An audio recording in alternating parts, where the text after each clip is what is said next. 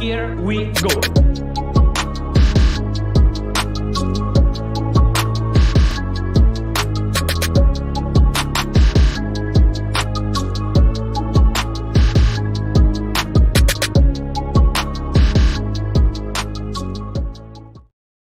Yeah, let's get it, people. What's going on? I was doing my Chelsea lose celebration. Anyways, guys, Chelsea got smashed by West Ham. Manchester United is called the new Spurs by Roy Keane. Unfortunately, Newcastle got sunk by Julian Álvarez goal as Manchester City win another game. Could they go invincible this season? Probably not. We're going to stop them. And I got two Arsenal fans in the building today. I got my guy Gunnar Souls because Arsenal haven't played yet, and we're going to play on Monday. So we got two people here to talk about Arsenal. We got Alan ready to go to celebrate and dunk on all the Manchester United fans as he is going to be joining us today. We're going to also have Kendall jumping on. I don't know where she went, but she's just going to be jumping on any moment now to talk about Newcastle because we haven't had a Newcastle rep in a while, and you guys have been asking for Kendall. So we got to get Kendall on the stream. We're going to have Rack coming on to rep Liverpool. Fortunately, Staffy can't make it today, but we're going to have, big up Kendall. As I was just saying, Kendall, a lot of people have been asking you to come back onto the stream because we need a Newcastle rep, as Newcastle played so well versus Aston Villa, and we didn't have anyone to talk about that. And then we're also going to have Cameron on to talk about Manchester United. So as you guys know, Manchester United are in a mess, and they got where do we start? Do we start with the Man United, or should we wait and just start? Because the Chelsea rep's not here. Andrew, where's Andrew? Let's wait for Cam. Let's wait. Let's wait for the Manchester United rep. Let's wait for the Chelsea rep to talk about those two clubs as they're in messes. And you know what? Let's go to the comment section because the comment section are loving this. Chelsea in the mud. Are you guys surprised Chelsea lost? Man United in the mud. I'm surprised Man United lost in the fashion they lost in. That's definitely true. Caicedo, 150 million flop. That's too soon, guys. Too soon. Let's not do that. Let's not do that. Egal, the way you handled the delusional Chelsea fans on the terrace was sensational. This is what I do. It's my job. But hey, Kendall, how you doing? How you been? Yeah, I'm good, thank you. It's nice to be back. I haven't been on here for a while. So, it's good to be back. Good to have the Premier League back as well. For some of us.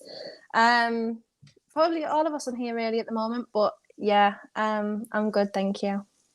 Hey, why do you think they're late? Exactly. even though Liverpool did win, Rack is going to be joining us, but it was a poor win. Let's talk about Man City though. Man City won the game, and people saying keep doubting Foden one game at a time. Daniel's upset because I called Phil Foden a bench player. I said Phil Foden would be right on the bench if Lucas Paqueta comes in, but he did play well. And everyone was waxing lyrical, but I'm not going to be gaslit by the Phil Foden Bukayo Saka comparisons. They're two different players. Let's just enjoy both of them. But what do you guys think about the Man City Newcastle game? Did you watch it? Souls, did you watch the game? Yeah, do you know what? I was actually quite impressed with Newcastle. Obviously, this is the season which a lot of the eyes are going to be on them. You know, they can always be that one season wonder kind of team. Eddie Howe with a lot of pressure. Is it this case of they drop off now with the amount of competition that's coming around with United obviously seemingly improving, Chelsea spending the money they have, Spurs bringing Ange in. Obviously, you still had Arsenal and City doing what they're doing. But you know what? The way they defended, I think it was actually quite eye-opening. The word I used was a pack of wolves mentality. It was 3-4 just going at the ball. You know, cutting off all the passing lanes, you know, actually starving Man City of possession in a way. And that was quite revealing to see. Granted, they did win the game, but for me, I think Newcastle can be proud of that performance. They didn't get run all over. First game at the Etihad as well, the treble winning sort of celebrations. They had to go out there and win. And for Newcastle to keep it to 1-0, I think it's quite impressive to keep Haaland out of the score sheets as well. I think there's a lot of positives they can take from that game. And moving forward, I still think they're going to be a threat this season. Granted, we need to wait until the Champions League to see how Eddie Howe kind of balances all those cup competitions alongside the Premier League. Because in reality is they're not going to win the Premier League this season. So do they kind of take it a little bit easier and go for the sort of top 5 and win an FA Cup or a Carabao Cup? That's going to be the interesting thing to see how they handle all that. What about you, Kendall? What do you think about your team in the game against Manchester City? And everyone in the comment section, do me a favor, hit that like button, guys. Absolutely free. Let the people know how much you love the show. Anyways, continue, Kendall. That's okay. I was I don't know. I can see the positives that people have taken from it. Like it was only 1-0 and stuff like that. But I was a bit disappointed yesterday. Like not in the result, I wasn't disappointed. I was disappointed in how we played because I thought we showed City a lot of respect. Yes, they're the best team in Europe / the world, whatever. Champions, treble winners. They're a fantastic team. They're the best team in our league by a mile. And even the squad with players missing is still like levels above most of the teams in the Premier League. But I was just disappointed, especially in the first half. I thought we were really, really poor in the first half. We just let them have way too much space. Yes, it was maybe their game plan and ours didn't work. We sat back a little bit too much. We just weren't good enough. I thought we could have took the game to them far more than we actually did, because we did that last season. I know it was at St James's Park, but we did that last season early on in the season because we played them at the same time, and it was obviously that 3-3 game, which was one of the best games of last season. So yeah, I was just a bit disappointed. Obviously City, Foden was absolutely brilliant yesterday. He was really, really, really good, and Álvarez's goal, there was not really much you could do about that. It was really, really good. It was a fantastic finish. But yeah, I was just more disappointed in us and how we played yesterday. That was the thing that I took from it. I thought Shah and Botman were absolutely fantastic. I thought they were really, really good. They were probably our best players on the pitch. I thought Almiron had a really bad game. I thought Longstaff, when he came on, was miles off the pace. Gordon wasn't up to his best. Bruno had a bad game. Jolin and obviously came off with an injury. So it was just a bit meh. But what can you do? It's City at the end of the day. I said as long as because our first 4 games were Villa, City, Liverpool and Brighton, and that's probably the hardest running of the whole league at this point, like those 4 teams together. I said if we won the 2 home games, so obviously we beat Aston Villa and then Liverpool next weekend, then I'll be happy. But the rest of the time it just wasn't really a good showing from us until the last like 20 odd minutes, if you will, and by that time it was just like too late. So Wilson missed that really decent chance as well. But yeah, it is what it is. It's City. I'm not going to take too much like negativity from it, because as I say, there was positives as well. So yeah. Okay. Yo, we got a stacked panel now. Because I got so much people. Just, you know what? It's going to be fun once you get to the United section, because we got 2 United fans now. But we're talking about Newcastle, Man City. Did any of you guys notice anything interesting you wanted to point out in the Newcastle Man City game? I just wanted to point out the fact that Kevin De Bruyne missing, it looked like they were struggling to break Newcastle down. And I don't know, Kendall, why, if you didn't point that out, but it did look like they were struggling to break you down. And that goal that they got, they held on to it with everything. So I think I might have been watching a different game. So I'll be honest, I think Newcastle gave them a bit too much respect in that first half. That's what I said earlier, yeah. Oh, yeah. I was talking about like goodness holes and that. I think the final third is when Newcastle came strong, when they made the changes. Were like, and I thinking to myself, if you'd have gone like that from the start toe to toe, I think you could have held your own against Man City. They are struggling with obviously playing 3 games in 7 days and not making many changes in the process, struggling without De Bruyne. So I think they were there for the take, and I think you missed your chance just from what I saw, because when you took the game to them in the last 20 minutes, they at times were holding on Man City, but at the end of the day, they got the result, they got the points. That's all they need to do. Yeah, but if they went gun-ho, that could have lost them the game. You've got to understand, like, giving enough space to that team is what's going to cost you. No. Look, I get the hypothetical you put out there, but what I'm going by is based on the last 20 minutes when they went toe to toe. Yeah, Man City had their chances, but they were also looking vulnerable at the back at times. They were looking a bit all over the place. Newcastle causing a problem. So I think that for 30 minutes, considering they had played midweek as well, I think it would have been, you may have got more joy out of them. I just think you missed a chance, an opportunity there to maybe get points off of them at home, their place. I think you missed your chance there. I'm not gonna lie, I don't understand the Haaland situation, because that's just totally hypothetical. Like, if he'd scored, then he'd scored, fair enough. But if Wilson had scored at the end, it would have been 1-1. Like, it's just weird. It's like a weird thing to say. Like, it is the FPL fans in all of us who are pissed off that he didn't get any points. Same. I had Isak and Haaland were my frigging front 2, so that just went well, didn't it? No. This is why FPL is ruining football, man. Because you start wanting players who you don't like, for teams that you don't like, to score. Don't do it, man. I honestly, I've stopped playing FPL 10 years ago just because I don't want Man United players to score. Ever. Yeah. You don't have to Ever. worry. true. I don't think you have to True. worry about that right now. Listen, Rack. Thanks for joining us in your penthouse suite, mate. Thanks for joining us. Welcome. By the way, the bottom row, Rack, Yasser, and of course, you guys know Canadian Cam. Yasser and Canadian Cam are United fans. So we went from having no United fans on the stream to now having two. So it's going to be a delectable medley, as my guy Rory would say. Now we just need a Chelsea fan. Any Chelsea I won't lie fan? to you, Gal. I had to drink away the pain yesterday, so that's why I was late to the show. I was asleep. I was You know what? People were looking for you. You didn't go on the terrace either. Well. If you have me on Instagram, you know what I was doing during the terror show. So I had a pretty big party at my house. So I'm trying to figure out how I'm going to spin all this. You know, Okay. like Let's look at some of the City fans' comments because of course they need to get some love. City start slow, then peak, so it is kind of worrying that they're starting off strong. That's how weird. Normally, those chances, bury those chances. Egal said we didn't create when we clearly did. My apologies. If you guys, I didn't really watch the entire 90 minutes. I only really caught the end. So I caught the end when it looked like you guys were just trying to hold on to the win. If I'm not mistaken, Kendall, the end of the game, they were literally just holding on. Yeah, the end was we were played much better at the end, but that wasn't enough.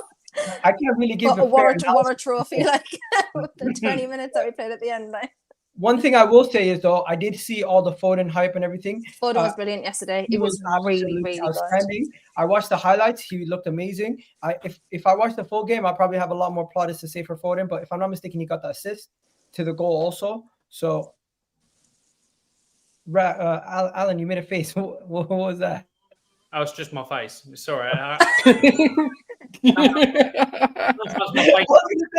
made a face. I've actually missed Alan so much. Like, what? Egal, I'm closing in on 40, mate. So my face starts doing these weird things. It's fine. It's all good. Okay. You know what? I think everyone in the chat love to the City fans, but let's be honest, you guys are all here to dunk on Chelsea and to talk about United Spurs. I love the fact that we started off with that game. But Kendall, do you have anything else to say? Did you have any worries from that game that you can take into the season, or do you just feel like, it's City, we move on? It's City, we move on. I don't have any worries because if you looked at how we played against Aston Villa, then I'm not too fussed. I'm all right. Can I just ask? I've not looked. Who is it that went off injured? The Newcastle. Joe Linton. Does it look serious, or is it just It was at his son's football game today, and he looked fine. He didn't have a boot on, he didn't have strapping on or anything. So I'm hoping it's okay. But it doesn't actually worry me too much if he is missing, because I think Anderson was brilliant when he came on yesterday, and he had a fantastic preseason, really, really good. So it doesn't worry me too much if he is out injured. But I hope he's not. Okay, so we're gonna start with United because there's two of you guys here, and then we'll let one of you guys jump off if you need to go, and then we'll get into the Chelsea game after that, as Ches is gonna join us for the Chelsea game. First things first, guys. We all seen the game. We all seen what happened. We all seen what happened. Manchester United lost in stupendous fashion, I would say. They were unclinical. They had numerous chances in the first half. Bruno Fernandes had the audacity to do a Robono assist to try to headlock. That was the best part of the game. That was nasty. And it didn't work. But guess what? Manchester United. What happened was their early chances that they couldn't bury bit them in the ass, because Tottenham grew into the game, scored a goal, Sarr from the midfield, and let's be honest, Casemiro looked out of place, and the bissouma looks back. Antonio Conte, he's eating his heart out right now. And then let me just say this: what happened to Martinez in that game? What happened to a lot of these Manchester United players in that game? Looked like they were demoralized. I might be I might be going overboard, but Tottenham started toying with them. They're playing good football. You couldn't tell which manager was there for a year and which manager was there for his second game. Ange looked like, and I might be overblowing this, but Ange looked like Tottenham were set up this way for years. And I don't give credit to Tottenham, but wow, that game. And you know what? We all love seeing Man United lose. So I'm going to let the Man United fans go first, and then we'll get to everybody else.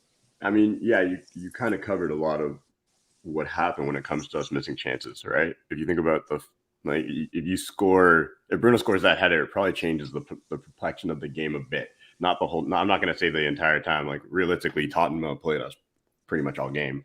But we had a ton of really good chances in the first half. Let's not kid ourselves. Like we had the best chances in the first half, and we just couldn't score. It's a story as old as time with us right now. I'm wearing right now the last striker we bought that's any good, and that's Van Persie. Like we don't have a striker. Rashford. I don't know if anybody's ever heard Thierry Henry speaking about how he had to learn how to make other players better around him as a striker. Like Rashford doesn't have that in him, right? He doesn't know how to read runs for other people around him. Like it's a big problem we have right now. And I keep going down to it as we bought Rasmus and we're not seeing him. So everybody dunking on Cass. And I think you're not watching if you're dunking on Cass. It's not Cass's fault right now. There's him and nothing when you watch us play. There's nothing around him. You have Mount too far up the pitch. You have Bruno who's always far up the pitch. That's how we play.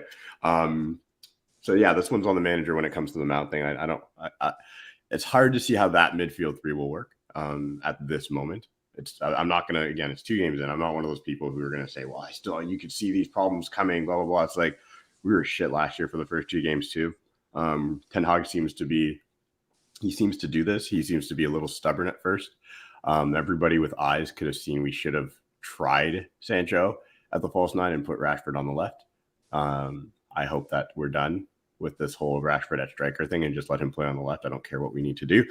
And then, Anthony was unlucky, but that's a bigger problem that I'm not going to get into at the moment. But real talk, we were bad. Like there's not, I can't sugarcoat it. I normally can, but I can't sugarcoat this one, right? We were bad from top to bottom, pretty much. I see a lot of people dunking on Luke Shaw too, which was weird. He was actually good. He was actually, I think, our best player. What about Casemiro? Casemiro, you can't, like, for me, Casemiro wasn't. He literally is on an island. Like he was by himself. He was in the midfield by himself against 2 pretty strong. Like I had no idea who the Sar guy was until yesterday. I was like, Jesus Christ, who is this kid?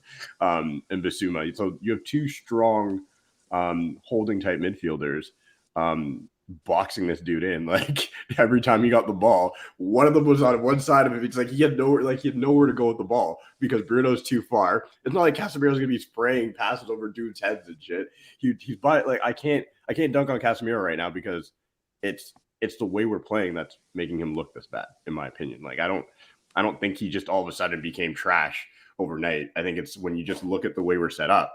I don't think any DM can succeed in that position. Anyway, in this team, the way we played and against Tottenham, who Ange has clearly drilled really well, I don't think any DM would have looked good playing the way we played. So I'm not going to dunk on Cass until hopefully we get a different midfielder in who can actually keep the ball, right? Because that's not what Bruno does. And I'm never going to be one of those people who, I understand the profile player that Bruno is. So I'm never going to be like, why can't Bruno keep the ball? That's not who he is. Like you're not going to all of a sudden just turn into this guy who plays a simple pass every 2 seconds, who drops deep. That's not him. So yeah, we suck. It hurt to watch. And honestly, like, we just got to take our chances. I'm curious if Bruno had scored, how that game would have went, but we were dead by the end of it. You're right. By the end of that game, we literally looked like the players looked like they wanted to just get off the pitch. They couldn't. How's that going to change though, Cam? Because Bruno's probably not going to get dropped, I'm guessing. So he's going to stay in. Never. So are you going to play with someone else in the pivot? Then where does Mason Mount go? Like, how does that work out? I think we have to buy a midfielder. I think you got to get Amrabat in. Terry asked me the question the other day, like, how close do I think that is? I really think that's going to be like the last 2 days of the window buy, because we're still waiting for guys to get out, because we've been saying all summer, like, this isn't like everyone's like, oh, the Glazers. No, they've literally said from the start, we have to go get outgoings before we get guys going in. Maguire not going hurt us. Scott not going hurt us. Donnie still needs to go. So we need one of Donnie or Scott to go, and then bring in Amrabat. And that's the type of player you put. And then Mount gets dropped, plain and simple. And he can come in off the bench and he can play on the left, right, wherever. He can spell Bruno for times, because I do think Mount beside an Amrabat and Cass works. I think that works. So everyone's like, oh, but he's 65 million, he has to start. Bullshit. I don't agree with that. I say the same thing about Havertz to Arsenal. 65 million is not a starter anymore, in my opinion. Not necessarily. They don't have to start. Amrabat's going to be 30 and he could start. It's how good the player is and how they fit. So that's what I think is how we fix it. If we don't get in a midfielder, honestly, and one more thing, Manu, going out kind of hurt us too, because that was a kid that Erik Ten Hag clearly like he wanted him to play a lot this year. He played all the preseason games. He played a bunch last year for a kid. So that hurt us too. So anyway, we need another midfielder to answer your question, Rack. It's not going to work with those two in cast at the moment, unless something crazy happens. Yeah. Bro, I'm telling you right now, we better win tomorrow because you know people are going to be coming from my head top. Anyways, before we go any further, yes, sir, I'm going to let Alan go because he's a Tottenham fan. Let him celebrate a little bit, then you can go right after. But yeah, go ahead, Alan. Take it away. I was going to let the other Man United fan go, but it's all right. I'll go. I'm going to disagree with Cam on a couple of points. First of all, that first half was absolutely horrendous by Spurs. You should have easily have been 2 or 3 up. We were shocking us. The worst half I've seen of Ange since he's been in charge. But you didn't take any of your chances. And at half time, Ange said, this is what we're meant to be playing like. And they went out and they completely changed. I agree with the Casemiro thing. When you've got Bruno, who's not getting back, and you've got Mason Mount, who's just looked like he's there for a day trip out, Casemiro is going to pretty much have nothing to do everything by himself. And he was outworked and outrunning at midfield. Look, for me, I don't get the Mason Mount signing for Man United. It's like Havertz doesn't. I think the reason why I came off after 70, 75 minutes is that they announced on the tunnel that Mason Mount, your parents are here to pick you up and all that. And he was like, okay, and just trudged off the pitch. It was absolutely not there. He was nothing. He was nowhere. It was embarrassing. In regards to, I see people saying about a handball. When was handball? That's not a handball from Romero.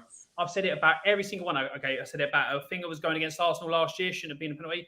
When you're that far away from somebody, a yard and a half, and the arm's not out and you're not actively moving to the ball, and it's like you're twisting away or it's down by your sides, it should never be a penalty. They are never penalties in my thing. And then you could have questioned about the Romero one when, who was it? Who went into Romero and knocked him down without even touching the ball. Martinez.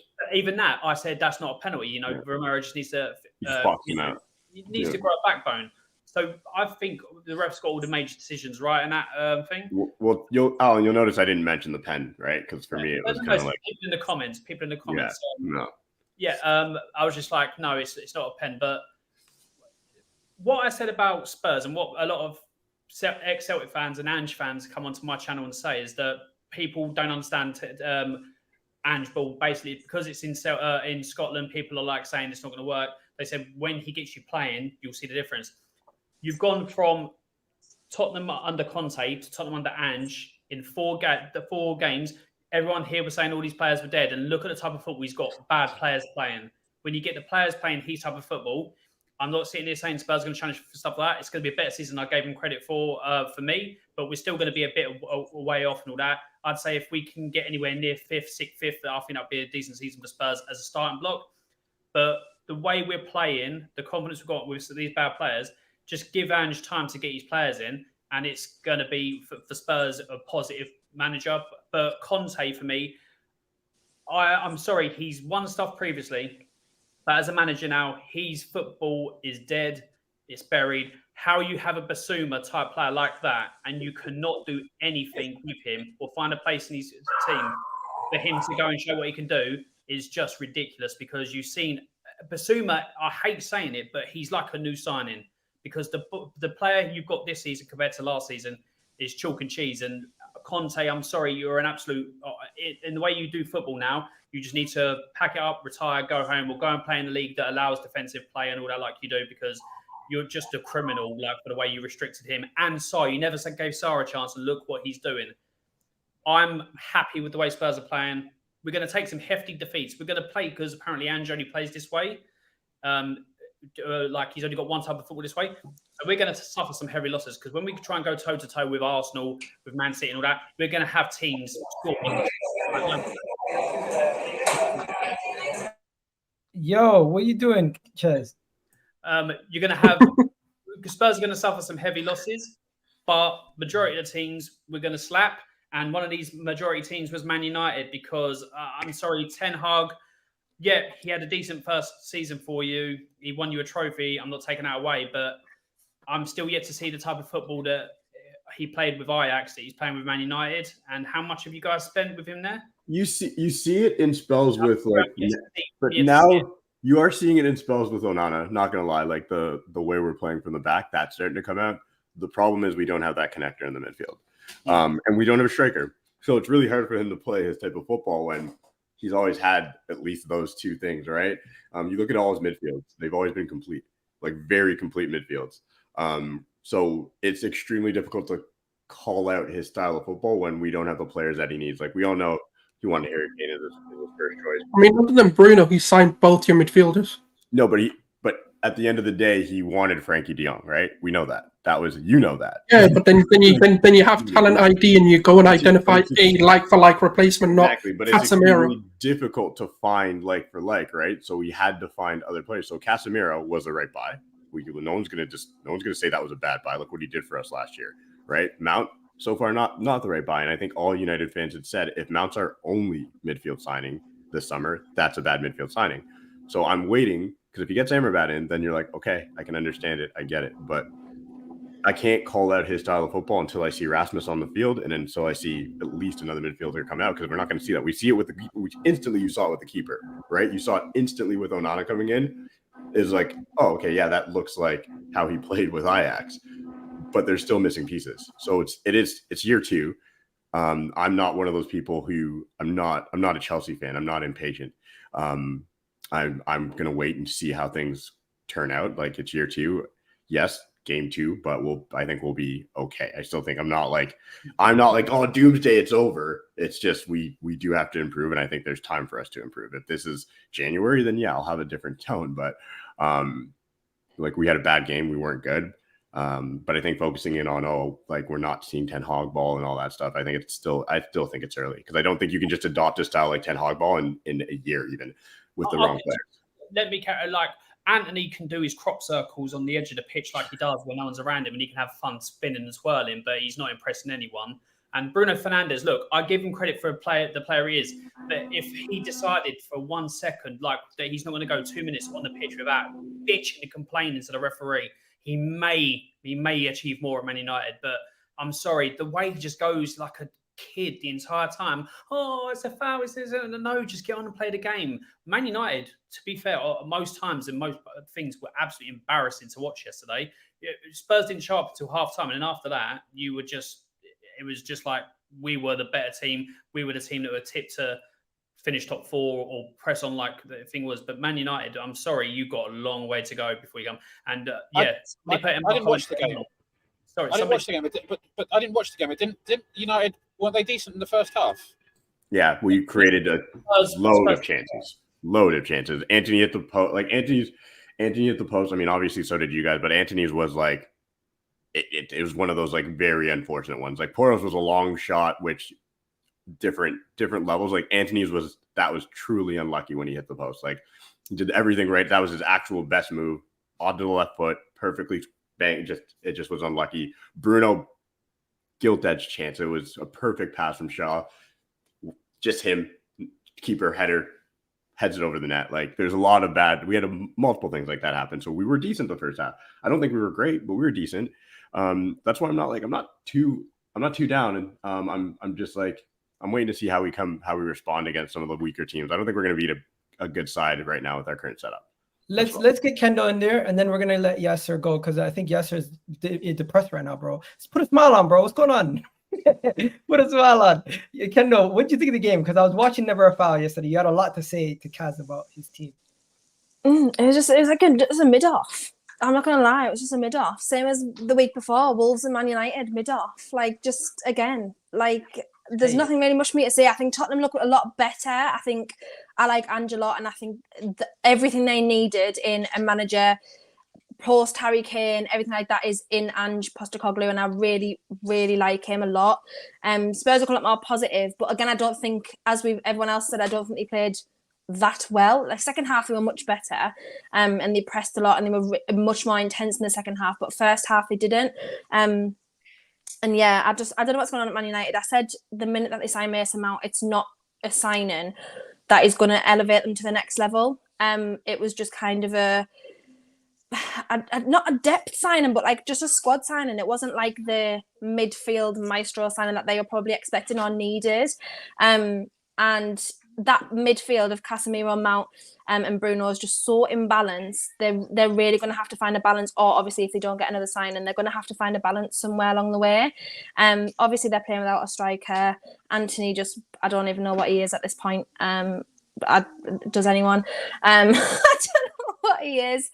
Lisandro Martinez, again, obviously for the second goal. I loved everyone putting him on a pedestal, to be fair, but he doesn't move me. I'm sorry, everyone. He just doesn't. He doesn't move me. One mistake. He was no, last season he didn't move me either. I've said this for Youngs, and I'm not saying he wasn't good because he was all right, but he's not as the best centre back in the league, which everyone wants to paint him as. I just find that a bit. Who says he's the best centre back? So many people, many of your fans say that, Cam. He's definitely not the best centre back. Genuinely. Well, you shouldn't listen to those people. I will say he's a top 5 centre back in the league, and he was. Oh, but you want to know something? What? This super chat is spot on, and I thought I wanted to. Bissouma played well yesterday. Bissouma was outstanding, and Alan, you were right calling out your manager saying why don't he play Bissouma? Because Bissouma, he's a brand new player. Like under Conte, I don't think he played. He wasn't given much of a chance, and because Conte wouldn't change. Mark. Conte wouldn't change the 3-4-3, which means a midfield too. But if he'd have tweaked it, then you saw Bissouma what he can do. It was ironic that the fact that Bissouma played his best game for Spurs last season in a 3-5-2 against Leicester, when we went 3-5-2, and you put him in another midfield three. You just goes to show what type of player you got. But I have to disagree with Kendall about Lisandro Martinez. I thought it was a great finish from him yesterday. You're funny. Yes, sir. Take it away, bro, before we move on to the next topic. Well, thank you for having me. I mean, to be honest, I was trying to avoid any football content till like next week, but here I am, you know. I can't get away from it. But I mean, I hear what a lot of you guys are saying, and shout out to Ange. Ange is a manager that I actually was excited for Tottenham from having. So shout out to Tottenham for winning. I thought the atmosphere, I mean, I watched it on the telly, but the atmosphere was insane from what I can hear. Like you guys showed out. But I'm gonna be honest. I think it's just a bit. What's the right word for it? It's very hard to conclude anything about Man United at this current moment. I feel like Man United, in terms of the Premier League, the entire Premier League, I feel like we're the worst in terms of prepared for the new season. I feel like we're like the least fittest team. The fact is, like, after 60 minutes, Man United just fell off. It got to a point where Tottenham just was holding on to the ball and they're just walking. And Man United we looked dead. We looked exhausted. We just couldn't do anything. They added 9 minutes at the end of the game, and still nothing. It doesn't matter who came on, anything. We just looked leggy. In the first half, we did well. We should have scored. But again, you know, we don't have a clinical striker. That's something that has been evident since last season. If it was for Marcus Rashford, I don't know what.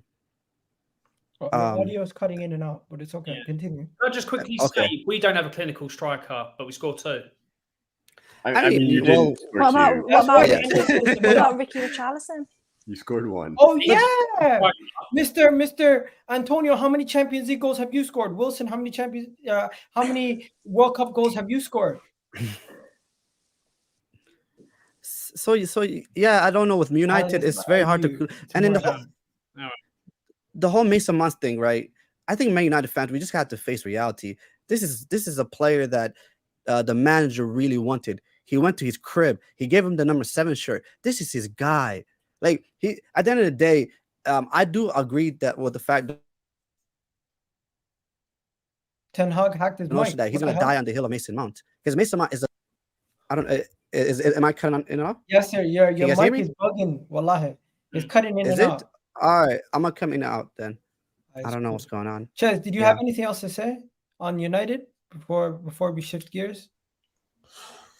Good job. Huh? No, you just went. I was like, yeah, that's about Man United. United. Like, it's I don't know, man. Like, it reminds me of Chelsea's game today. I know when they go on to it, it's just they need what we need, like a clinical striker. They had a clinical striker yesterday, just like us today. It's a different game, different outcome, different conversation. I don't think they were crap.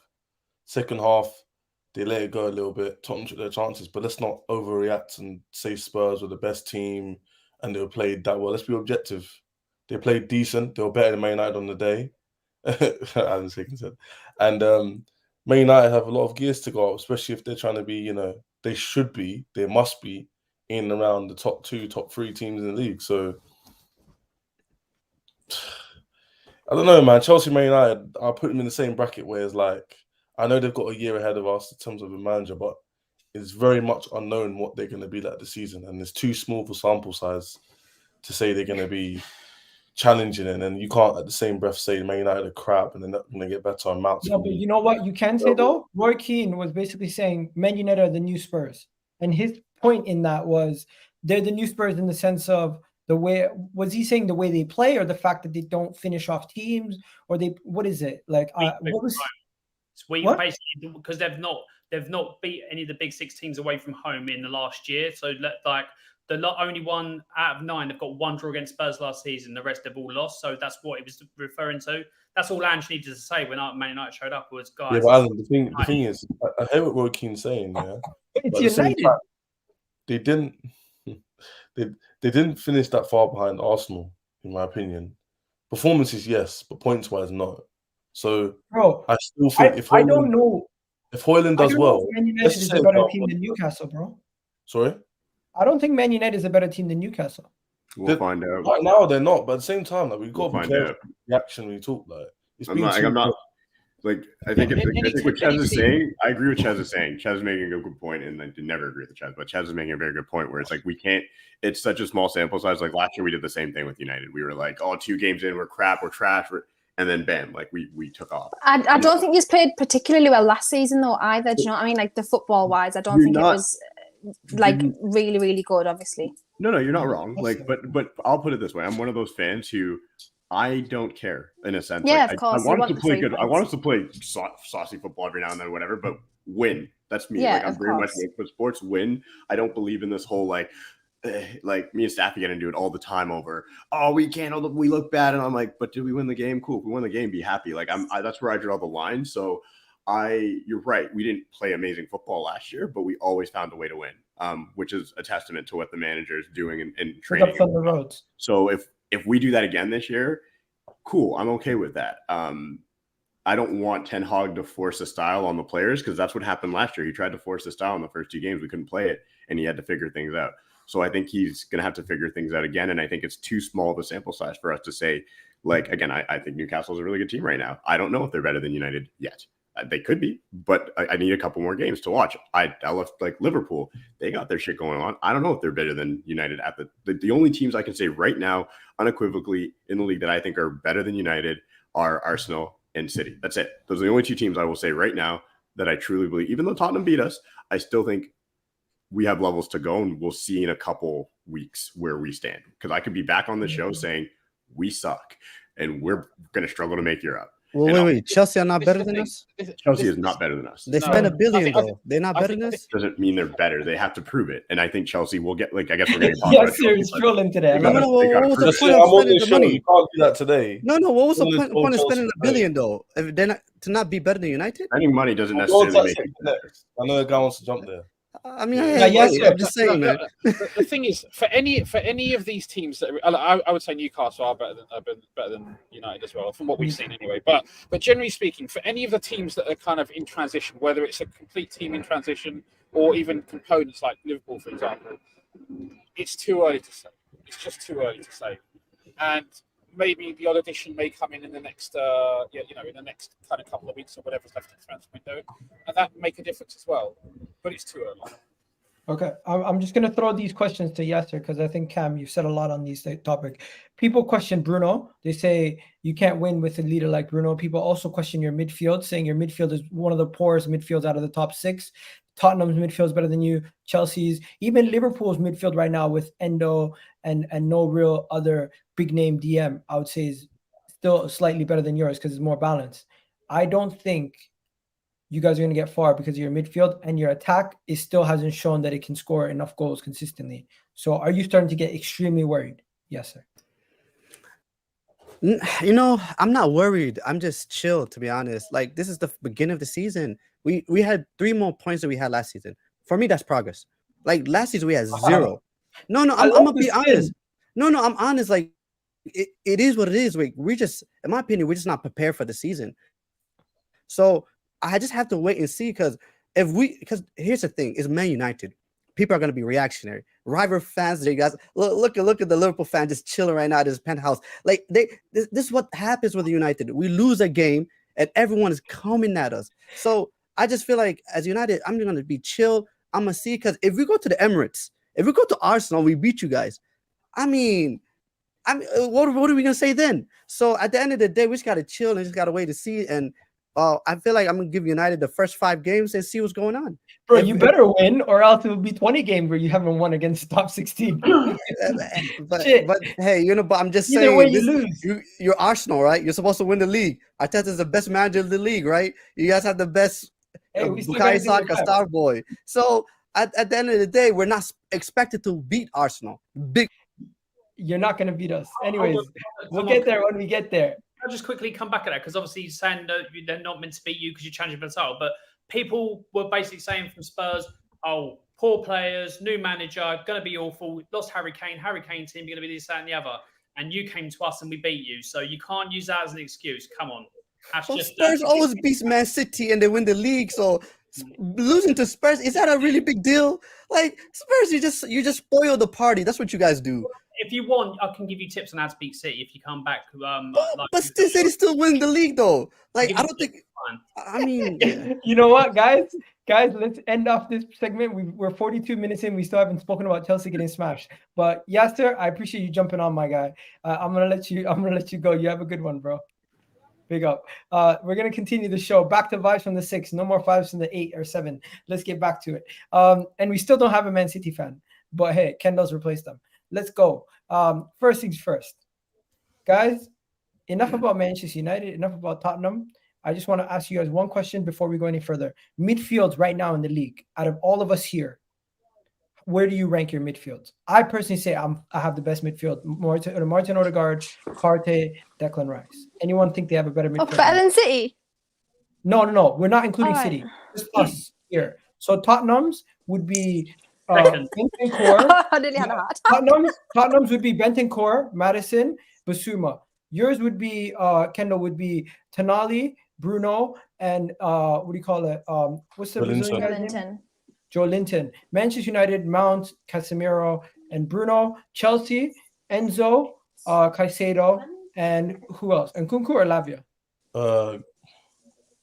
Maybe Lavia. Kunku's playing. Kunku's going to play as a striker, right? As a false nine, or does it make sense? Yeah, let's just say Lavia. Just say Lavia. Because everyone ranks City's midfield as the best. So out of us here, Yeah. who has the best midfield and who has the worst? Because my point was the Chelsea, not Chelsea, but Manchester United, their midfield, it looks like the worst midfield out of all of them. Yeah, that should be a tough question to answer.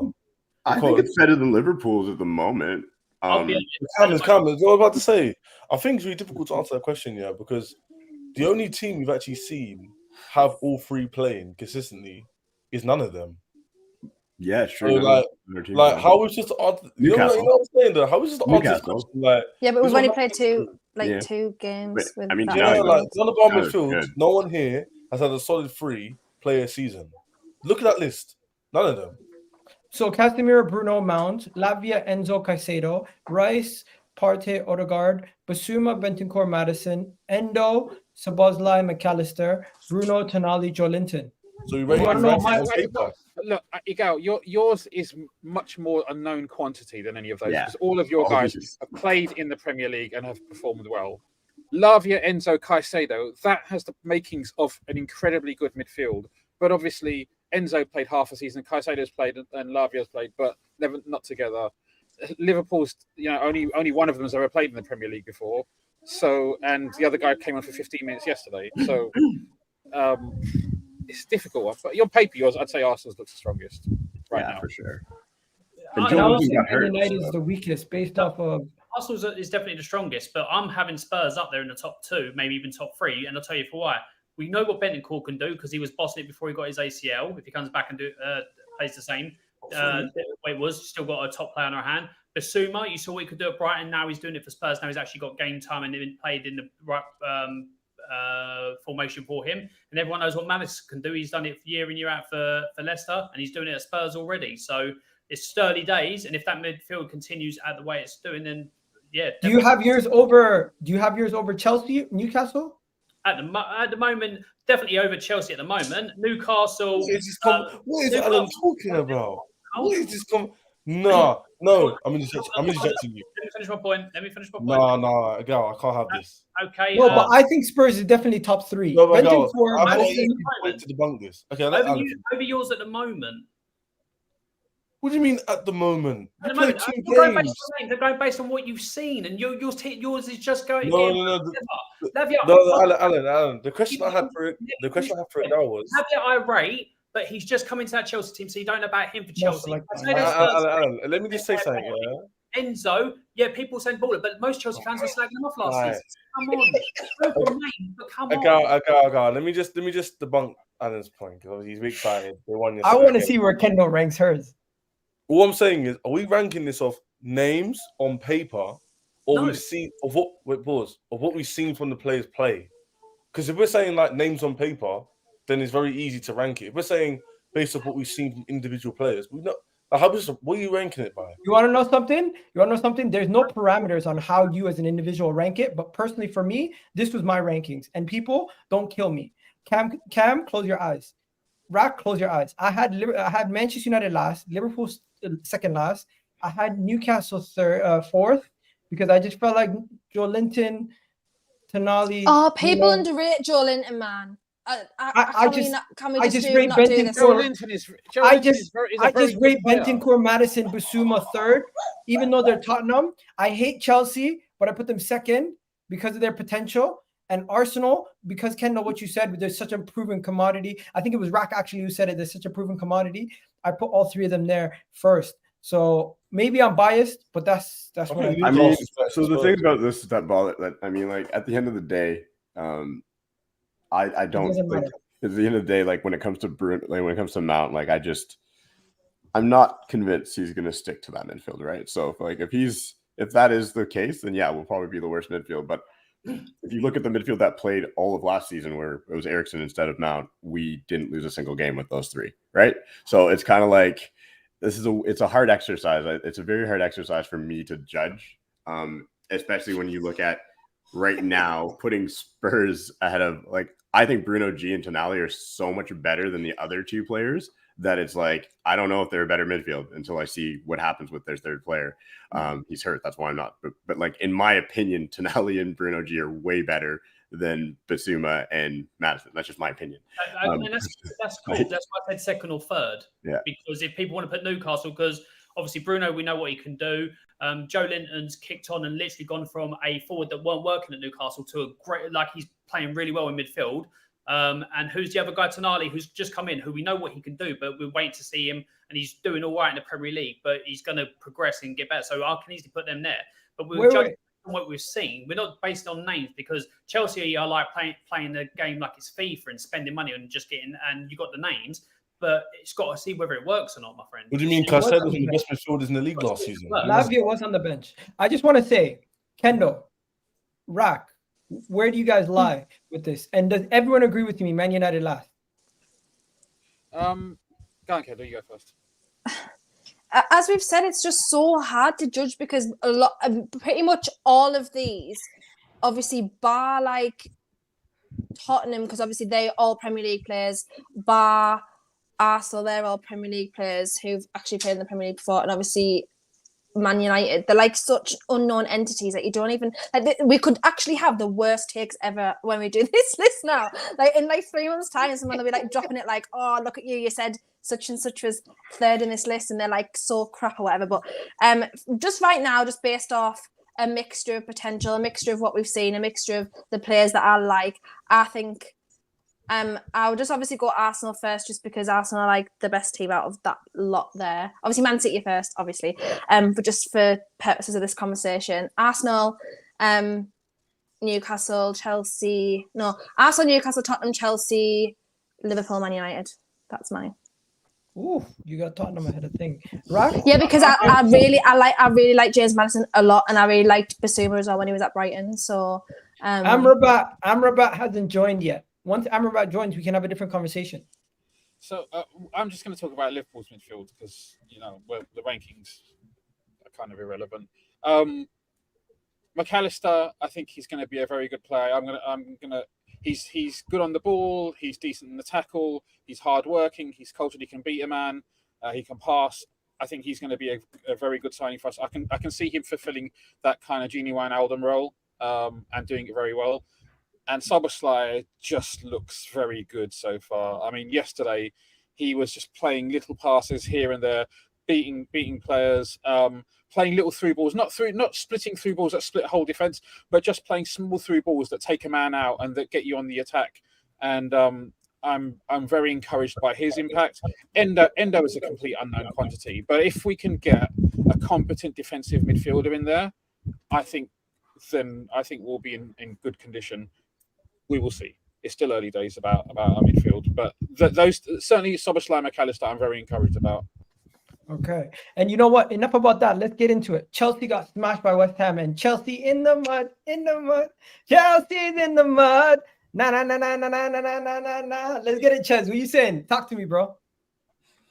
Yeah, I went to the game, saw it firsthand, had to hold that L. Did you say hi to my cousin? Huh? Nah, I'm just joking. My cousin works there. That's man, yeah. Shout out to man them. But yeah, it was like, I don't know, man. It was an interesting game. We probably should have been. Most of you probably watched it, right? So you would have seen me kind of dominated on the ball. They get typical set piece, scored a goal out of nowhere. 6 minutes in, that already changes the game already. Then after that, we dominated the ball. Didn't create an awful lot. Chances we did create. I hear an echo. No, continue. You're good. Yeah. Chances we did create. It was well. We didn't really take our chances that often. Sterling played well on that right-hand side in the first half. And then Carney scores the goal. So we scored the goal now, and we're expecting to push on. And we do. We create more chances and stuff, and then there's a few cutbacks that don't go in or whatever. Then we get the penalty. So there's more pressure. Enzo misses the penalty. And I kid you not, I must have messaged all my boys, everyone in the group chat saying we're probably going to lose this game. Because Chelsea from last season had the same problem as today's game. Create chances, don't score. The opposition get one or two attacks, they score, they win the game. That's literally what happened. We didn't get slammed or bodied or like they like counter-attacked us so well. They literally just took their chances when they came, few and far between. They scored them, and it's 3-1. Like, it literally is very similar to Man United game where if Bruno scores the header, then it's a different game because they go into the half time winning the game, and everyone's saying, "Oh, Tottenham couldn't come back, or they just managed to escape a draw." I reckon if Enzo scores that penalty, we probably win that game very comfortably. Yeah, because they never touch the ball again. Yeah, you might need a napkin because you guys are going to be sweating a lot this season because this is what you guys do. This is what Chelsea do, guys. Chelsea did this all last season.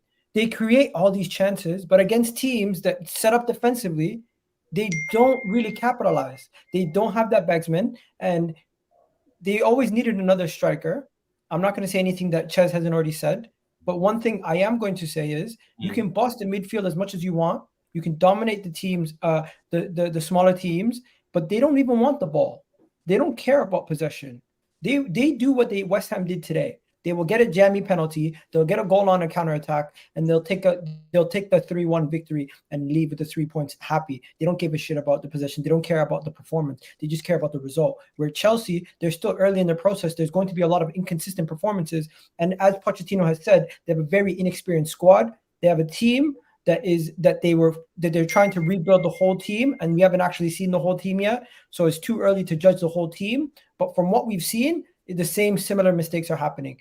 Errors in front of goal that are causing them to make extra touches and not be able to be clinical. And defensively on the back, they have young players. Axel, whatever his name is, I honestly struggle to pronounce it. It's Axel Disasi and Levi Colwell. They're gonna make mistakes. They're young, so Colwell's looking spooky, man, and I rate Colwell so highly. But even in pre-season, like he just didn't. I don't know. He just didn't look the same. And then the last 2 games, I've just been a bit like Chelsea and Liverpool last week. I was like, oh my days, I didn't know defensively who was actually worse in that game, to be fair. And then Colwell's just looking mad spooky, and I don't know why, because I actually really, really like him. I think he's brilliant, but obviously Thiago Silva's been so massive for Chelsea, like so massive. They just seem to be missing that little bit of leadership and experience in there at the moment. So I think they've gone too far one way. Like, obviously, we've seen a lot of successful teams have a really good mix of like experienced leaders or like experienced winners and young players, but I think Chelsea just gone a bit too far the opposite way.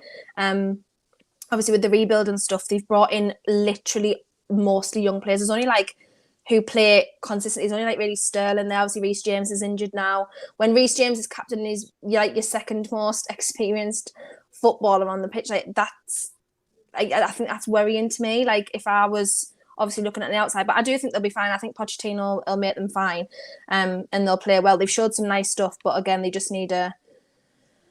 I don't know. I think it's probably just a confidence thing, especially with them being younger. So once they get a couple of wins under the belt, a couple of decent results, I think they'll be fine. But yeah, it wasn't good. Man, they need goal scorers. Really. Chelsea need goal scorers. Chelsea need goal scorers. At the end of the day, I'm sorry, like Jackson whiffing on that. I got him in my FPL. Like, it's pissing me off. Whiffed on that. Get him out. I wasted my transfer to get Joe Allen. Anyway, Jackson's got to figure out how to get it on net during the regular game. During like preseason, he looked good. I still think he should have. I honestly have no idea why Enzo's taking a penalty. Like, you need your striker to gain confidence. Give him the ball. He took it off Jackson. Like, that's what's crazy. It's like Jackson should have taken it because you need. I don't think he'll be taking another one. He needs to see it go in, right? To get that confidence. So he's got to see the ball go in the net. Sterling was electric. I'll give him that. He did everything. He looked unbelievable that game. But questions got to be started asking about this Mudryk kid, man. I'm sorry, like he's not good. Like, I don't know what else to say. He's just not good. I every time I've watched him play, he doesn't look a fit yet in the league. When he had a good winger, like almost I could go down all of our teams and say anybody on the left-hand side, if they got that ball from Raheem Sterling where they see it the whole way and you fluffed your lines that badly on a shot, like if you're not getting goals from him, if you're not going to get goals from Raza, if you're not going to get goals from Jackson, like you can't rely on your midfielders to be scoring goals for you. So spending all the money they spent on this great midfield, like you said, Egal, like, yeah, they'll keep the ball, they'll boss the midfield, but then what? And I think Poch has a bit of a job on his hands because Poch has always had a goal scorers, right? So he's gonna have to figure out who can be that person. It's not dissimilar to United, right? Like we have very similar problems, other than we don't have a midfield that can control the game. You guys controlled that entire game. Like, let's not kid ourselves. Completely in control all game and just couldn't break down that low block. And I think it'll be interesting to see how Caicedo fits in. I think he'll be fine.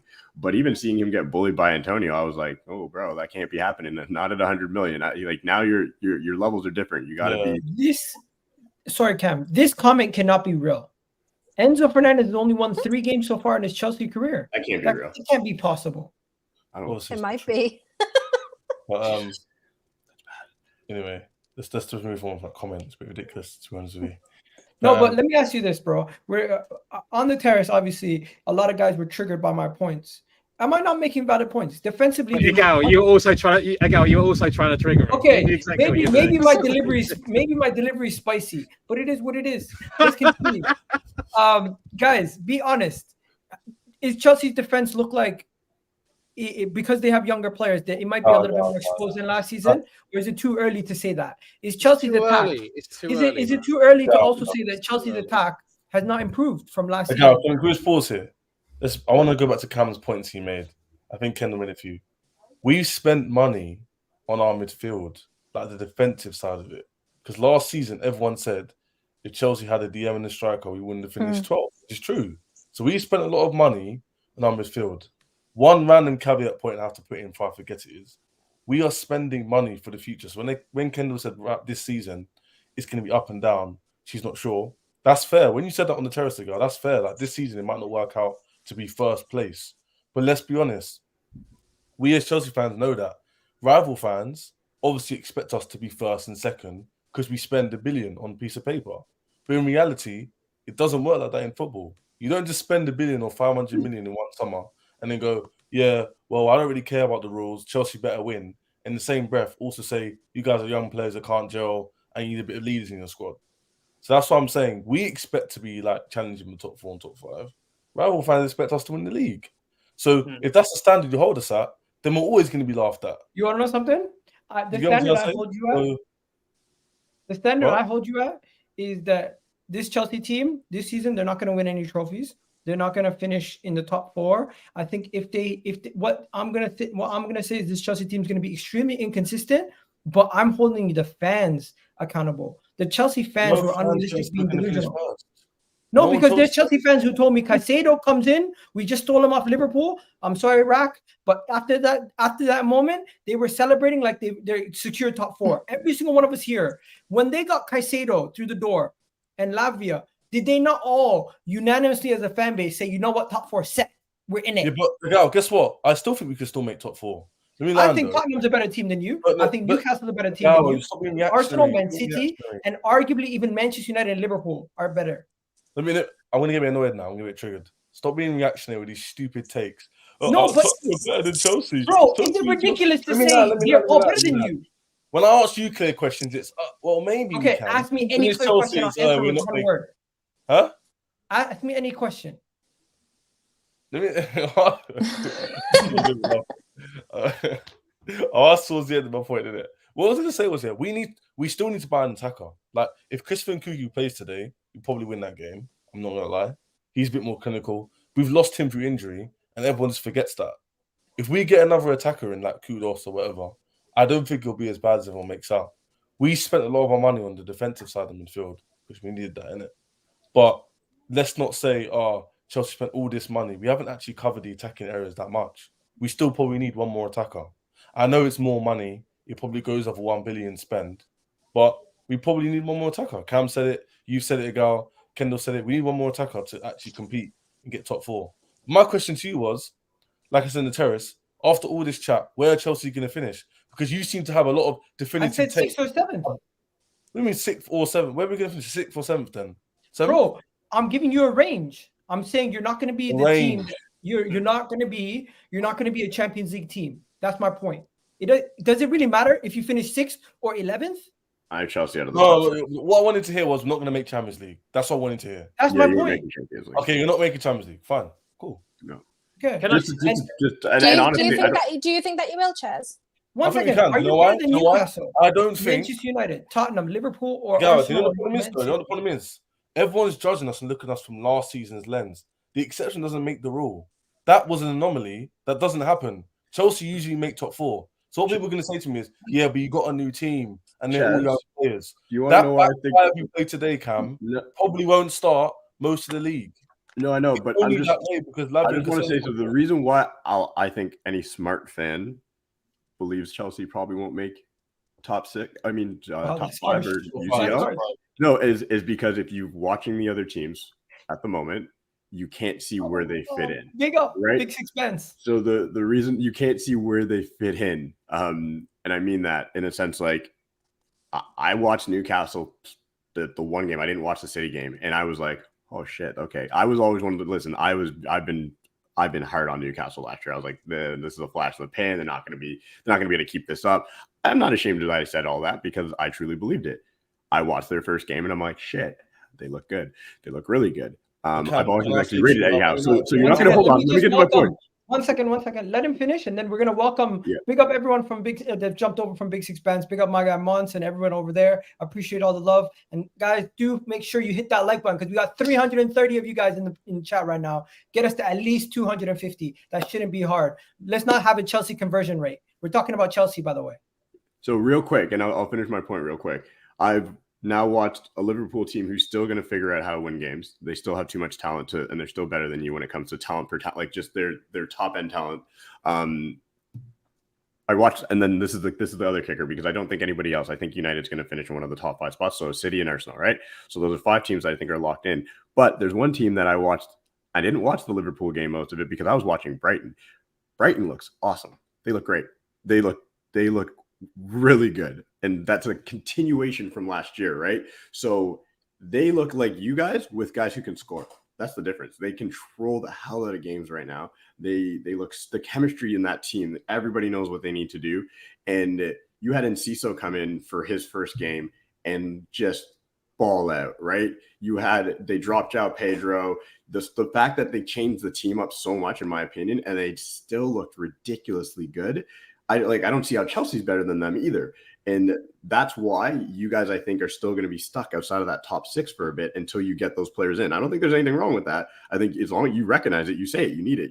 So players come in, how can you pass these other teams? Like where are you going to get the goals? You're not going to be defensively sound enough. You don't have the structure in place right now to be better than these other teams.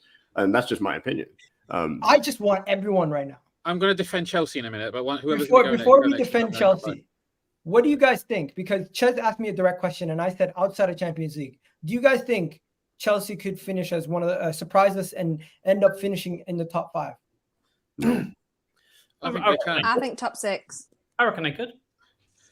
I don't think it's impossible. Look, the thing is, Chelsea, this is a team which hasn't really played together a hell of a lot. And their approach play is decent. Like 2 games in, they're playing good football. You know, for a long time, I've been critical of how Chelsea, the style that Chelsea play. Apart from the first 30 minutes against us last week, they were better most of the game. Maybe the last 10 minutes it was a bit more even, but they outplayed us for probably the majority of the game. And if any team deserved to win, I think a draw was a fair result. But if any team deserved to win, it's probably Chelsea. Today, their approach play was also good. The edges need to be taken off. It's a little bit raw. It's still a little bit early, but.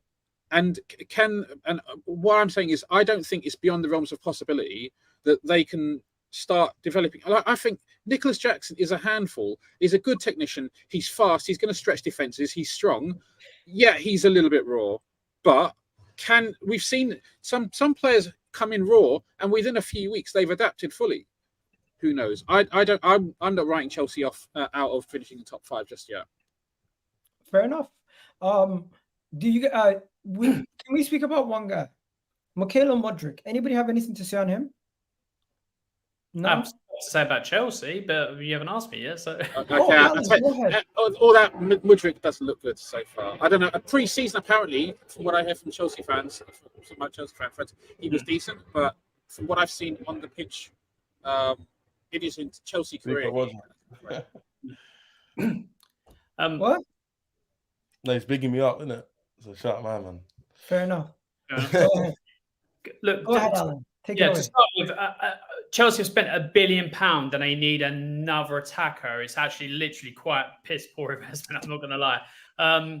Also, the reason why I'm making a dig at that is like when Spurs were building a team under Poch for the future and were spending 50 million, 60 million pound and all that. We were still getting rinsed when we were losing. So you're not going to get any, I'm not going to sit here and say like, I'll make excuses for you guys. But what I will say is I remember that first season under Mauricio Pochettino for Spurs, and he had some good games and he had some bad games. And the bad games consisted of having the ball or being better than teams you should be beating and coming up short in regards to the fact that you couldn't break them down and stuff like that. So I've seen this before. You're going to have ups and downs in this first season under Pochettino because I've seen it happen before. But you've got a good team. You've spent plenty. You've got a good squad. You just got to adapt, learn, and get used to each other. Play, obviously, understanding Pochettino's way, and it will come. Jackson, I think, or you may want a striker, but I'm pretty sure that Jackson will start getting goals under him, and you might get a striker next season. But I've seen this dance before with Pocher, a new team, and having a young team to build and stuff like that. And when it clicks, it will click, and you will destroy some teams. You really will. You outplayed, like I agree with Rep. You pretty much outplayed Liverpool for most of the game.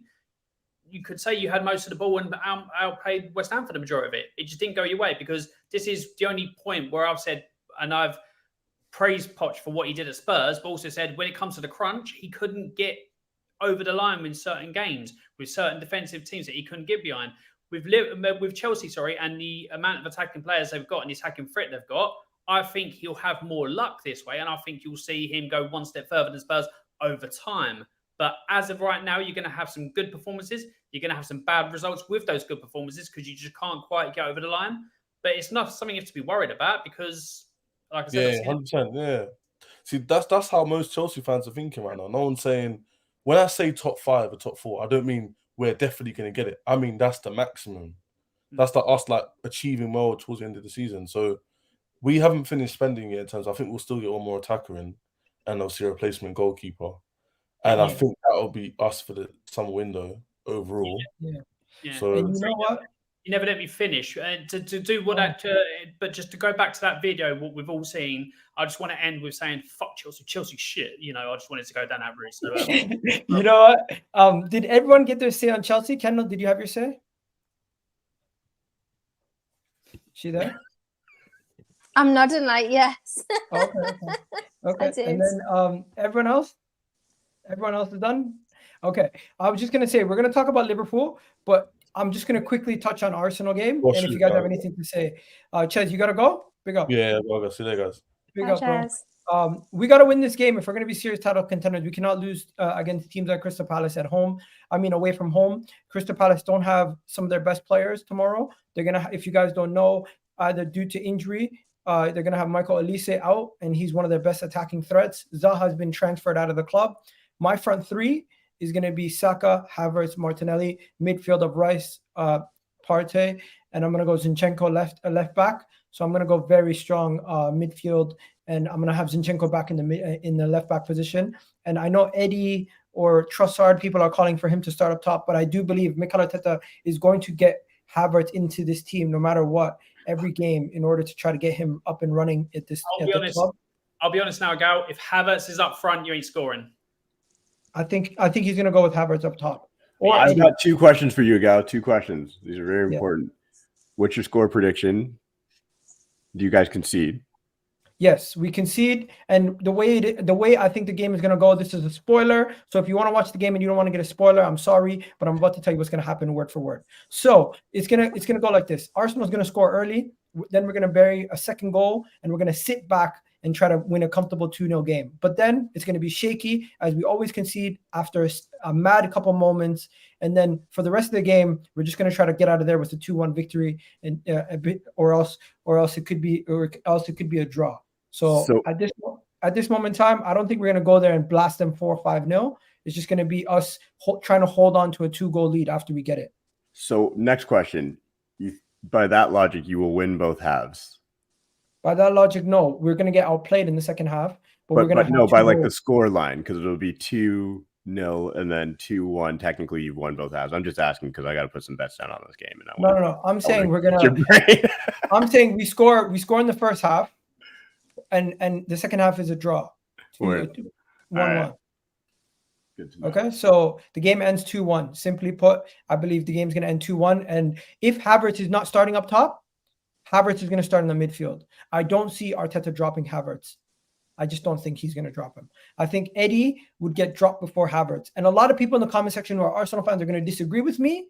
But the reality is, I don't think he's going to start. He might even start Eddie and Havertz together and somebody else at left back. But I don't see how he benches Havertz. I think Havertz is going to stay in the team no matter what.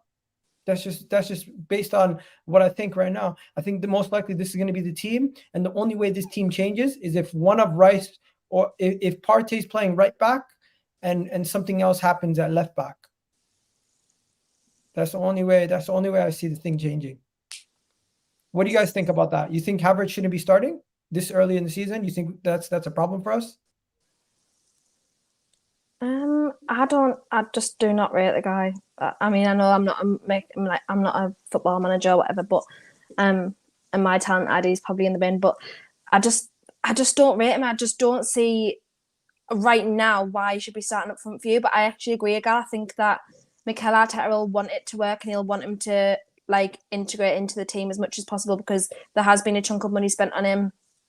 And he's not going to be a squad player. Do you know what I mean? Like, he's not just going to start whenever he feels like it. So, yeah, I think he probably won't get dropped.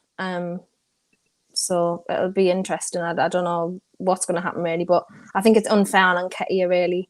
That's what Thunder Rose was saying, Kendall.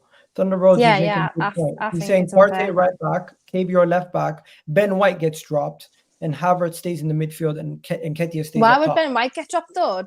Has he not played well or something? Ben White played in centre back position the last game, and we conceded because he was overlapping as a centre back. Oh, okay. Why is Kiwior playing at left back? Have you got an injury? No, yeah. If you don't know, Timber got injured.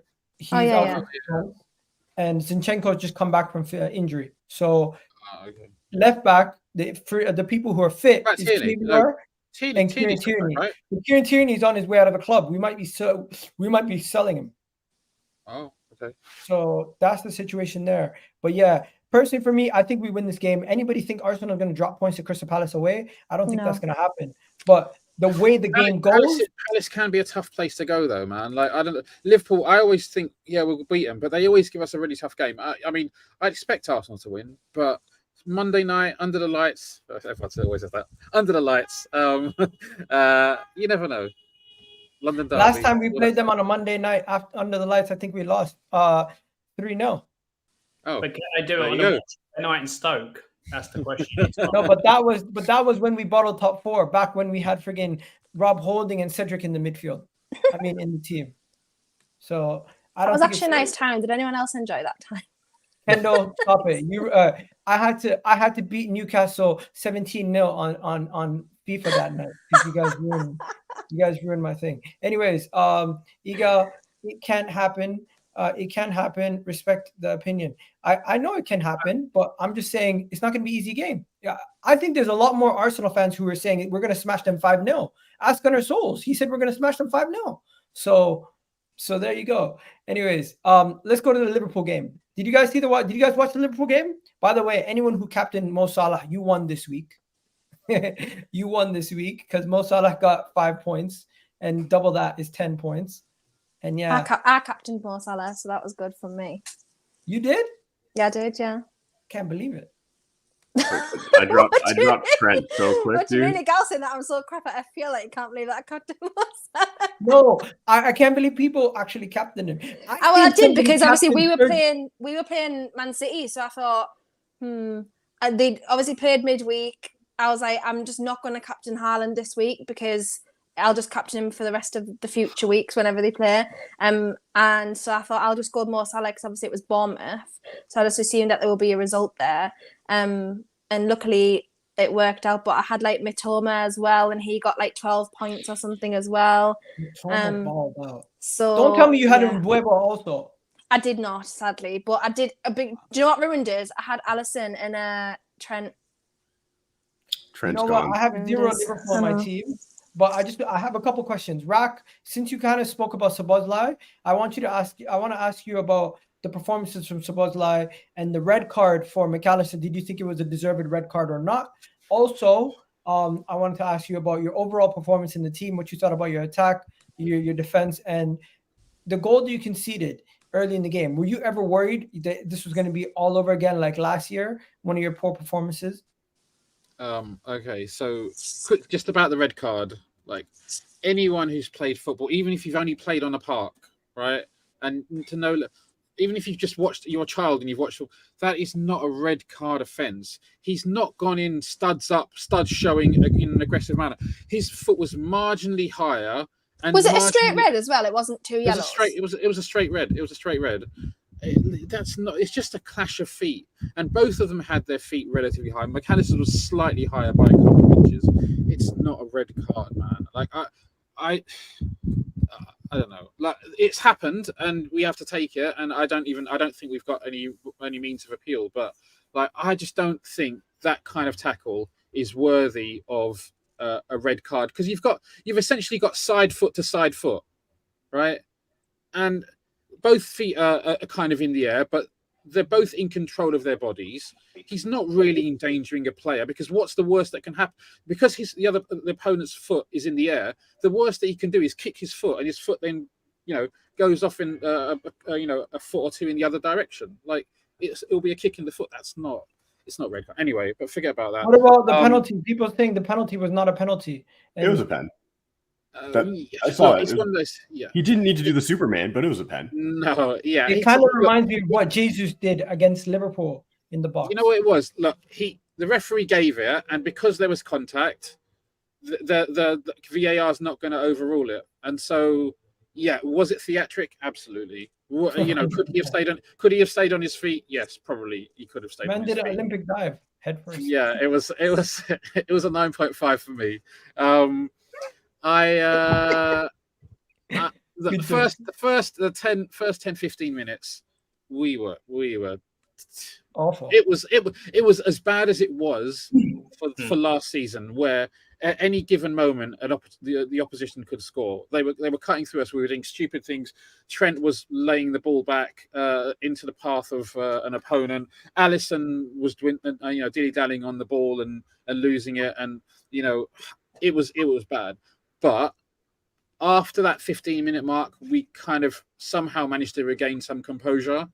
And then from that point forward, pretty much, apart from a little bit in the second half, when we were already 3-1 up, we controlled it more or less. Maybe that was more because they were scared, but we played well. Szoboszlai was very good. I haven't seen much of Szoboszlai prior to him joining us. So whenever I've got a new player, I have high hopes, but I have question marks.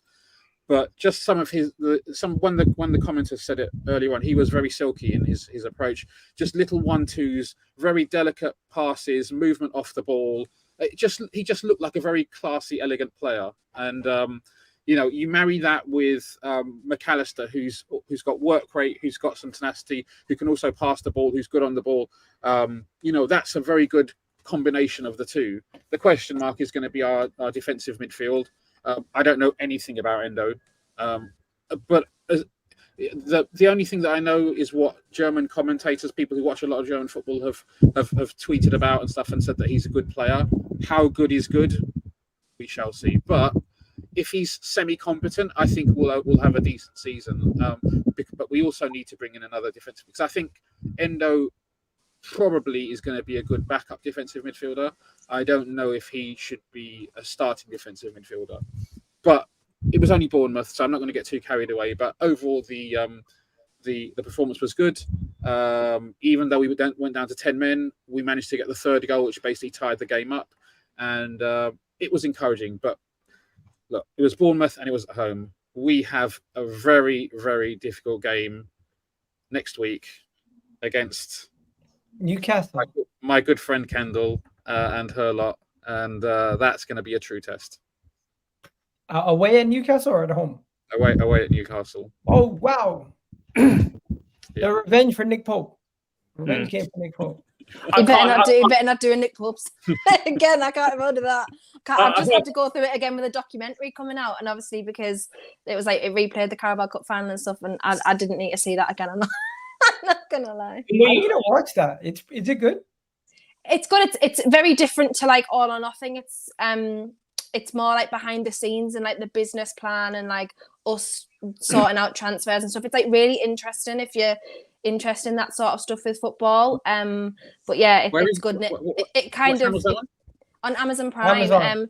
It accidentally yesterday though it released the last 2 episodes yesterday that weren't meant to be released till the 1st of September, and basically leaked the fact that we're going to have Adidas as a kit sponsor now, like a kit maker from next season, and no one had knew that was going to happen, so they accidentally uploaded them and took them down straight away. But obviously Adidas have to announce it now like 3 weeks too early. So Look, can I just put a request in until it happens? Can we not talk about playing away at Newcastle? Because I still have nightmares to this day. Can we just not talk about away to Newcastle for now? Thank you very much. Look, away to the Emirates, you're gonna have nightmares soon too. Don't worry. I don't care about that. But Newcastle, that was horrendous. Anyway, Liverpool. Look, for me, I think they're going to be fine this season. I think once the midfield clicks and they've got stuff in, I think they'll be fine. Champions League football, I don't think anything bad about that with Liverpool. The penalty decision, I think, there was penalty, but I agree with Cam. There's no need to do that type of. I mean, what was he trying to do? Audition for the cast of Flash or something like that, or Flash dance, whatever. It was just weird how he went and Archie's back and everything like that.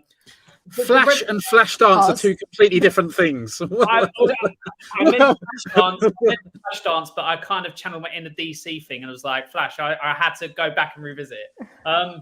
It's past my bedtime. God damn it, Rack. How dare you? In regards to the Endo assisted, what? In regards to the red card, I agree. I don't think it was a red card, but unfortunately, that's what football's become now. In regards to that, he's legitimately gone for the ball and obviously gone to get the thing. Like the players beat him to it, and he's caught him on the foot. There was no ill intent in that, but it was just a mistimed tackle. But that's how football's gone now. It's gone from what would be a yellow to being a straight red. I think it's harsh, but that's the football we live in nowadays. Yeah. Arsenal just tweeted out a picture of Zinchenko saying back soon. He's going to start, I'm telling you. But yeah, that was a random fact. By the way, did Endo actually assist 3 goals? I can't believe no, that. he was only on the pitch for like 10 minutes. Yeah, when all 3 goals were scored, he wasn't even on the pitch. So what is he talking actually about? He's such a joke. a liar. He's joking. Yeah, he does. Tricked me. He's trying to claim that James Ward-Prowse is not. We have to talk about Klopp. Klopp is losing his mind. He said, "Stop clapping at me and singing my song." What the hell's going on with him? When he said, "Stop singing that shit," I did laugh. I thought that was hilarious. Why is he telling his fans, "Stop singing about me"? Yeah, that's a bit. I must admit, like I love Klopp. Klopp can almost do no wrong, but that comment is a little bit crazy because fans are allowed to get happy. Fans are allowed to sing what they want, right? Like, you shouldn't really be policing your own fans. He's getting like pure Aggie, isn't he? Like when that fan the other week was like, "Hold the fucking shirt," like you have to hold it. I was like, "Oh my god, like that's horrendous." Like, calm down. He's getting proper like. I don't know what's going on with him. He's getting proper pressurized. He's just out. He's out first. There's only going to be like he's only going to go so far. And we're just going to see like the ultimate like absolute meltdown. This is last year. I think this is last year. He's hit that. Mind. Yeah, it happens, man. After a long time, you're in the same job. The same things are happening around him. He's probably just like. He's not. This had to be a tough summer for him. Like imagine this. Like imagine being Klopp for this summer. That's tough. That's tough. Like you got to watch multiple players turn you down for teams that you would have never expected. Like 3 years ago, 4 years ago, all this stuff would not have been a thing, right? So I think he's at the end of his rope. He's probably just like I'm ready to go. So the only thing is, I'm not going to read too much into an individual comment. I think Klopp was probably saying that from the point of view of. Don't concentrate on me. We're all together. I don't need the ego boost, that kind of thing. Like I saw him do the meeting with I saw him do the meeting with Endo when he came, and the way he was speaking to him, like he was saying, "Look, we're really, really happy to have you here. We really need you." All that, and I can imagine if a player's coming in and a manager who's world class like Klopp is saying, "We really need you. We're so happy you're here." That's the kind of thing that will boost a player up. And I don't believe too much in reading too much into flippant comments or comments that are said off the cuff, which I know as fans we always do read into these things. And you may be right, Cam, and it may be a sign, but it also may have just been something that was just a comment and didn't. Like he's also already said that he feels responsible, which again can be taken positively or negatively, and he's also said that he wants to be here for the rebuild. So I don't know. I hope this is not his final year for sure. I don't want to lose Klopp anytime soon. And finally, the final segment of the show. I don't want to start another 30-minute debate, guys. This should be a quick one, but it's going to go into. Is it about Arsenal's midfield again? No, this is about. I don't know if you guys seen it. Do you guys see the tier list on Twitter? I find them very. Get them up. Honestly, they need to get in the bin. Every single one of them I've seen is absolutely atrocious. It's like literally bottom barrel, or everyone I've seen has been embarrassing. They are literally dedicated content that I absolutely love. I will be there for every single tier list. Send them to me. I'll be there no matter what. If you see a tier list, tag me. I will post it. I don't care if it's a tier list about Barbies. I will do it. But let's get into my tier list. So I made this tier list. Mo Salah, Saka, Rashford, Martinelli, Grealish, and Son in the A tier. B tier, I had Luis Diaz, Trossard, Phil Foden, Bowen, Matoma, and Kulusevski. And in the C tier, here are some of the Newcastle guys: Harvey Barnes, Almiron, and then two of the Man City guys, two of the what do you call it, Crystal Palace guys, Eze and Olise, and Sterling in C. Do you guys want to see what the rest of the list is? The rest of the list is the D. Why and is the C. Anthony Gordon in E? Okay. The reason why Anthony Gordon is in God. E, the reason why Anthony Gordon is in E, I still haven't seen enough to put him in a higher ranking. Put Same Jacob way- Murphy in F. That's awful. I just don't That's rate so Jacob shan. Murphy. I just Oh don't my rate God, Jacob poor Murphy. Jacob Murphy, Ster- man. You know what? Sterling So the worst crack yesterday was actually we missed him yesterday. that was the worst crack of yesterday. I just don't rate Jacob Murphy. I'm sorry. What's his tier list? I mean, what's this Okay. tier list? What is this? This is the best wingers in the Premier League.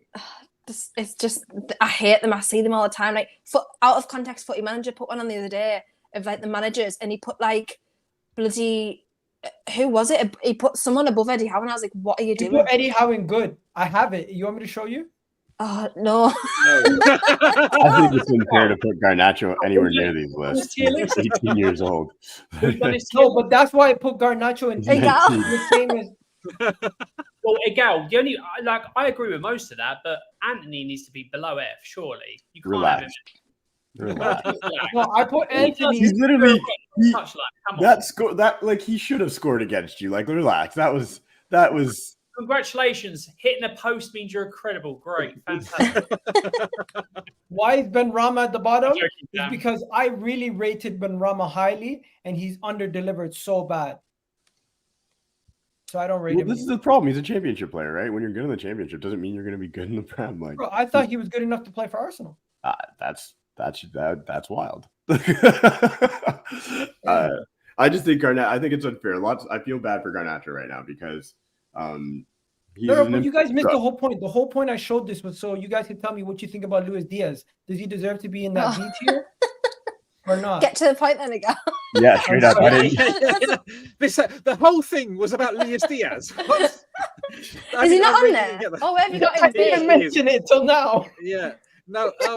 So for me, the question mark there, Sterling. I would say Sterling should be a bit higher than C. I would probably put him in B. Like he's probably achieved more than almost all of those. Certainly trophies wise, he's achieved Yeah, more than I all agree, of those. I agree. And And Son, I think he's fell off mad.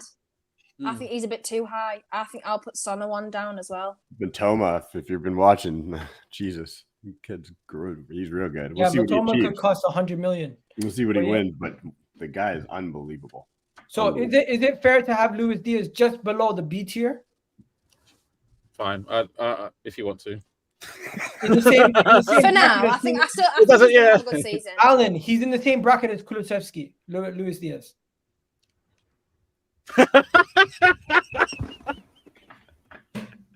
Lower? Alan's reaction.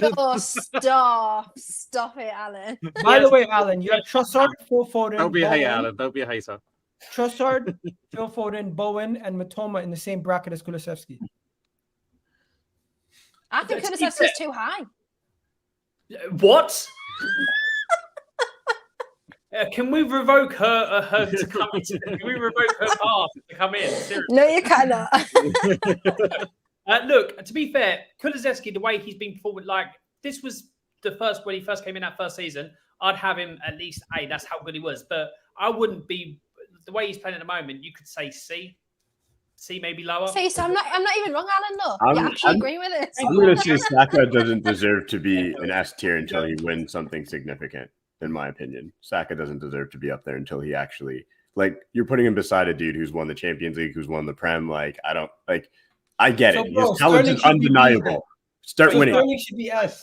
Cam. Look, I don't agree with that type of thing because Just a lot. then that means no one can talk to Darren Fletcher because he won 5 Premier League titles. No. I don't know. That's when we much go too too far. many. That's when we go too far with these things. We go too far with that. Like when I say somebody like Saka, who obviously has the undeniable talent, whose team is actually really good and should start winning things. I think now's the time when you judge Saka on what he goes on to win, because that team is incredible. They should be winning things. So if you're going to put him beside Salah, it's very much like put your medals on the table at that moment, because now you're basically saying he's like Salah dragged Liverpool to a few of those. like he was during Man that said, run. I where's think Mane? people Get the forget hell how out of good here. he Is he in the Premier League? People forget how good he was, right? So Are we doing Saudi Arabian rankings? Like, what are we doing? St. Maximin Where's St. Maximin? Did you see the TikTok? Somebody did a combined 11 with Manchester United and Saudi Arabian teams, and they put St. Maximin over Rashford. I was like, what the hell? It's funny. Anyways, where's Isaac? You know what? I'm sorry to the people who said we should have signed Isaac. He's better than Jesus. I'm not there to say he's better than Jesus, but he's a better goal scorer. Oh man! Do you have a minute? Can we just cast our minds back to the time when there was a Rolls Royce driving around London with a number plate called Isaac, and Arsenal fans were trying to find the Rolls Royce. They he was on holiday for a week. I was tweeting out. Vlahovic said, "Bro, I lost my mind." I was tweeting out. Vlahovic said goodbye to his fan base. Gakpo said goodbye to PSV. I was posting a video of the man outside a club saying with the hashtag "Come to Arsenal." Mental. Yeah, Isaac's better than Jesus. We're just gonna say that right now. I'm gonna just say that right now. Like, Isaac over Jesus? I think so. Yes. Yeah. Like, I'm you sorry. know what? He might not be the best striker in the league, but he's the best striker in London. That's a fact. I watched a lot of him at Real Sociedad too. Some of the teams don't have one. He's better than Jesus. You know what? Eddie starts for Chelsea. No. Nicholas Jackson looks pretty good, man. I'm not gonna question him too much. He looks solid. He's looked solid. We're gonna wrap up. I'm not gonna lie. Watching a lot of Newcastle buys was staring at. Wrap up then. Did you have anything to say? No, you just said Nketiah starts for Chelsea, and as of right now, I understand Jackson getting better, but I just went, yeah, I agree with that. He starts for Tottenham too. Yes, actually, yeah. He just lured you into that one, Alan. He's for United. He's for any team without a striker. I would pick any fan to start in front of Richarlison because I thought he could possibly get about 10 to 12 goals this season, and we'd get goals from elsewhere. And seeing him yesterday against Man United, he couldn't hold up a bank. He couldn't hold himself. Was he bad? No, he was embarrassing. He was bad. It was not good. 60 million down the drain. Did he only score one goal last year as well? Yeah, but he was, to be fair, that was getting minutes here and there behind Kane. Now he's the man, and he's just not doing it. This is the first thing I think about whenever I see Richarlison now. These two just laughing at him, bro. They're winning because at the end of the day, they have a nice podcast. No, because that was the funniest thing, right? Fair enough. I don't agree. Like when Grealish called out Almiron and stuff, I was like, oh my god, I didn't say I hate Jack Grealish because I don't, but I was like so mad about it. So I understand why people are mad about it. I do understand, but then people were trying to say like Callum Wilson can't chat to Richarlison, and I was just like, yeah, he can. Yes, he absolutely can. Like, of course he can. He can. Richarlison can't even chat to Callum Let's be Wilson. honest. That striker at Nottingham Forest starts at a majority of clubs. I'll be honest. Liverpool youth product. Well, kind of. Yeah, he's a good player. You know what? Liverpool should have sold him for more. Like, how much you get him for? Yeah, but he wasn't getting minutes, and so we had to let him go ultimately. There you go. You know what? This has been an absolute class show. I appreciate you guys. This has been hilarious. We haven't even gone too deep into Manchester United slander today. Chelsea got most of the brunt. You're lucky. And you know what? We'll try to get Kendall on for the next game because Liverpool, Newcastle. That's going to be an interesting preview to see what happens there. You guys, if we lose, don't ask. You guys already know what it is. Make sure you check Alan on Time Added On. I'm not sure, Kendall, if you're uploading your videos on your show on your thing yet. Okay, I've said this for the last 2 years and I haven't done that. So maybe I will. Maybe I will. Maybe I won't. Just right. Canadian camera. You still doing YouTube? No, you check me on Twitter, and I'm on the Terrace. That's it. There you go. And Rack is also on Twitter. Rack, you need to get like a rack attack or something going. Man, Rack and I are old, dude. We got time to jump on people's streams. I'm not trying to do my own thing. Exactly. All right, we're gonna wrap it up. You guys have a good one. What says about Rack and his muscles? You should be racking with him posing like that with his biceps and traps and stuff like that. That's what Rack could have a fan club, but like I want a tour of your condo though. I'm not gonna lie. That's what they all background looking like a zoo.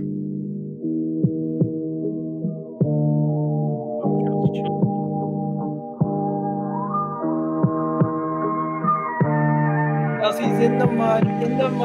Chelsea's in the mud. Na, na, na, na, na, na, na, na, na.